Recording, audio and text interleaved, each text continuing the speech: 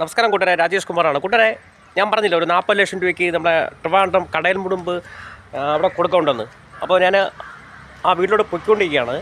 അപ്പോൾ ഞാനിപ്പോൾ നിൽക്കുന്നത് നമ്മളെ ക്ഷേത്രം ദർശനത്തിലാണ്. കടയിൽ മുടുമ്പ് ദേവീ ക്ഷേത്രമാണ്, കാണാൻ പറ്റുന്നുണ്ട്. ഇതാണ് വഴി. ഇത് 3 റൂട്ട് വരാം.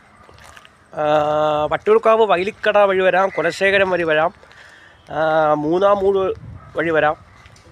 അങ്ങനെ എല്ലാ വഴിയും വരാൻ പറ്റും. പിന്നെ ഇത് ക്ഷേത്രത്തിൻ്റെ അടുത്താണ്, ലോറി പോകുന്ന വഴി കേട്ടോ. ഇതാണ് വഴി.